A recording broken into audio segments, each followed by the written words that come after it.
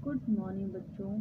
आज हम सब बीएड सेकेंड सेमेस्टर के बच्चों को पढ़ाएंगे, जिसमें हम आपको आज असेसमेंट फॉर लर्निंग अध्ययन के लिए आकलन के बारे में आपको बताएंगे। आज हम आप लोगों को थर्ड यूनिट जो है असेसमेंट फॉर लर्निंग का, उसके बारे में हम आपको बताएंगे, जिसमें हमारा कंटिन्यूइंग कॉम्प्रिहेंसिव एवल्यूशन जो है CCE के बारे में हम आपको बताएंगे, जिसको हिंदी में सतत एवं व्यापक मूल्यांकन कहा जाता है। सतत और व्यापक मूल्यांकन क्या होता है और सतत और व्यापक मूल्यांकन का क्या महत्व है, उसकी क्या आवश्यकताएं हैं, इसके बारे में हम आपको बताएंगे। तो पहली बात आप जान लीजिए कि ये एग्ज़ाम में हर साल पूछ रहा है, तो इसलिए आप इसको पूरे मेहनत से इसको तैयार करेंगे और इसको श्योरली आपका विस्तृत में प्रश्न पूछना ही पूछना है। तो पहले हम ये जान लेते हैं कि शिक्षा जो होती है एक निरंतर चलने वाली प्रक्रिया होती है। क्या होती है? निरंतर चलने वाली प्रक्रिया होती है। और शिक्षा अगर है तो उसके साथ साथ मूल्यांकन भी चलता रहता है। जहाँ शिक्षा होती है वहाँ मूल्यांकन भी अपना कार्य करती है। मूल्यांकन भी सतत और निरंतर चलने वाली प्रक्रिया है। वो केवल ऐसा नहीं है कि केवल व्यापक है और केवल सतत है, वो दोनों है। वो निरंतर, सतत और व्यापक दोनों चलने वाली प्रक्रियाएं हैं। मूल्यांकन का जो संबंध होता है वह केवल ज्ञान से नहीं होता है, बल्कि सभी तरह से होता है। जैसे कि हम कह सकते हैं कि कौशल से भी होता है, रुचियों से भी होता है, आदतों से भी होता है। सभी तरीके से संबंधित मूल्यांकन होते हैं। केवल शिक्षा से संबंधित नहीं होता है, केवल ज्ञान से संबंधित नहीं होता है। मूल्यांकन तो व्यापक होता है ना, तो इसलिए मूल्यांकन जो होता है सभी पक्षों का, कोई भी ऐसा पक्ष नहीं है जिसका मूल्यांकन नहीं किया जाता है, अर्थात सभी पक्षों का मूल्यांकन किया जाता है। चलिए हम देखते हैं कि पहले मूल्यांकन, सतत और व्यापक मूल्यांकन को जो होता है वह क्या होता है। एक तरीके से पहले हम नाम से ही समझ सकते हैं कि सतत एवं व्यापक। सतत जो होता है, सतत मूल्यांकन जो होता है, जो कंटिन्यू इवैल्यूएशन होती है, वो जो होता है उसका तात्पर्य होता है नियमित एवं निरंतर होने वाले मूल्यांकन। नियमित एवं निरंतर होने वाले मूल्यांकन, जिसको हम कंटिन्यू इवैल्यूएशन कहते हैं। और जो हमारा व्यापक है, व्यापक का होता है तात्पर्य यह जो होता है, meaning of the comprehensive evaluation जो होता है वो विद्यार्थी के सभी पक्षों का, चाहे वो भावात्मक हो, चाहे वो ज्ञानात्मक हो, चाहे वो संज्ञानात्मक हो, वह सभी पक्षों का व्यापक रूप से आकलन करती है। ये हमारा होता है व्यापक मूल्यांकन। तो ये तो हमने आपके नाम से ही केवल पढ़ लिया कि सतत एवं व्यापक। तो सतत का मतलब होता है निरंतर या नियमित, और व्यापक का जो होता है वह सभी पक्षों का, जैसे ज्ञानात्मक, भावात्मक और संज्ञानात्मक पक्षों का आकलन जो होता है वह व्यापक होता है। तो सतत और व्यापक मूल्यांकन जो है विद्यालयों में अब लागू किया गया है, और NCTR जो NCERT है उसके द्वारा जो है 2010 में पाठ्य पुस्तकों को इसमें शामिल किया गया है संशोधन के अनुसार। तो सतत एवं व्यापक मूल्यांकन जो है NCERT जो है वो शैक्षिक कोर्स, जैसे सेकेंड 2 सेमेस्टर जो लागू किया गया है उसके अंतर्गत यह विभाजित किया गया है। जो सेमेस्टर परीक्षाएं होती हैं वो सतत एवं व्यापक मूल्यांकन के अंतर्गत ही हैं, जो NCERT के तहत जो है 2010 में ये लागू किया गया था। और जो प्रत्येक सेमेस्टर जो को 2 संरचनात्मक आकलन तथा एक सांकेतिक आकलन में विभाजित किया गया है। किसमें? संरचनात्मक आकलन में और सांकेतिक आकलन में, जिसको फॉर्मेटिव एंड समेटिव में क्या किया गया है, विभाजित किया गया है। जो फॉर्मेटिव आकलन होता है या उसका जो प्रयोजन होता है वह दत्त कार्य होता है, मौखिक होता है या मौखिक गतिविधियाँ होती हैं, लिखित परीक्षण होते हैं, ये सभी प्रकार से होते हैं। और इसके अतिरिक्त जो है यह सविद्यालयी क्षेत्रों एवं गतिविधियों में भी आकलन इसका वर्ष पर्यंत में किया जाता है, अर्थात सांकेतिक में। जैसा मैंने आपको इससे पहले वीडियो में बताया था कि फॉर्मेटिव और समेटिव एडिशन के बारे में। तो फॉर्मेटिव जो होता है वो सेमेस्टर परीक्षाओं के अंतर्गत होता है और समेटिव जो होता है एनुअल जो होते हैं एग्ज़ाम उसका होता है। तो अब हम चलते हैं कि सतत और व्यापक मूल्यांकन जो होता है वह शैक्षिक विद्यार्थियों के शैक्षिक प्रगति से ही संबंधित या उसका एक विवरण प्रस्तुत करता है, जिससे विद्यार्थियों को फीडबैक मिलता है और जिससे उनकी कमजोरियों का भी वो पता लगा लेते हैं कि कौन सी ऐसी कमजोरियों समस्याओं का निदान भी हो जाता है और उसके व्यक्तित्व में सुधार और बहुमुखी विकास भी हो सकता है। और इसके माध्यम से शिक्षकों को मार्गदर्शन भी मिलता है और उनकी जो शिक्षण अधिगम प्रक्रियाएं जो होती हैं वो अधिक प्रभावी भी बनाई जा सकती हैं। तो सतत व्यापक मूल्यांकन जो होता है ये जो होता है शिक्षकों की सार्थकता पर निर्भर होता है। किससे होता है? शिक्षकों की सार्थकता पर।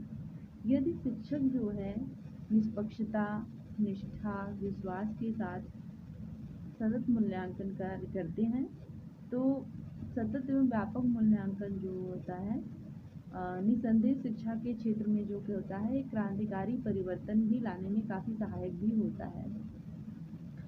तो कह सकते हैं एक तरीके से कि सतत एवं व्यापक मूल्यांकन जो है वो सब तरीके से विद्यार्थियों के शैक्षिक एवं शैक्षिक दोनों से ही संबंधित है और इसमें दोनों का ध्यान रखा जाता है।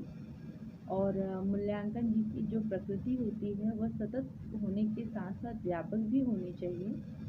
और ये क्योंकि शिक्षा के दोनों पार्ट जो होते हैं वो निरंतर एक दूसरे के साथ चलते रहते हैं और होना भी चाहिए, तभी व्यक्ति का संपूर्ण तरीके से आकलन हो पाता है या मूल्यांकन एक तरीके से हम कहें कि हो पाता है।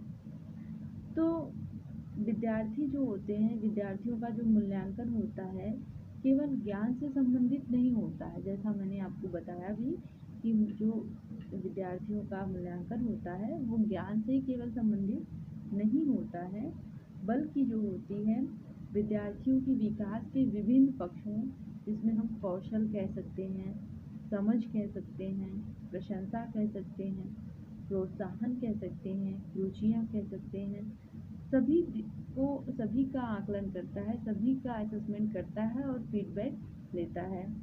तो इस तरीके से जो होता है हमारा मूल्यांकन जो होता है काफ़ी सतत व्यापक मूल्यांकन काफ़ी महत्वपूर्ण होता है।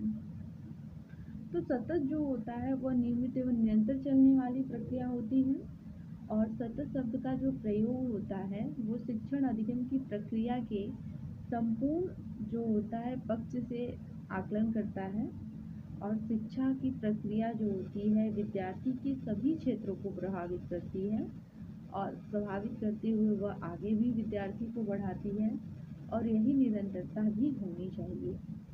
ये हमारा जो होता है सतत मूल्यांकन का अर्थ होता है।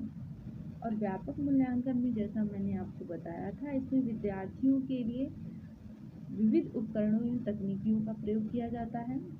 सभी शैक्षिक क्षेत्रों से संबंधित योजनाएं जैसे शैक्षिक व्यवहार जो होते हैं उनका व्यापक मूल्यांकन किया जाता है। और जो सतत और व्यापक मूल्यांकन की जो वास्तव में कॉन्सेप्ट होता है वह परीक्षा सुधार संबंधी सिद्धांतों पर ही आधारित होता है। किससे होता है? परीक्षा सुधार संबंधी सिद्धांतों पर ही आधारित होता है।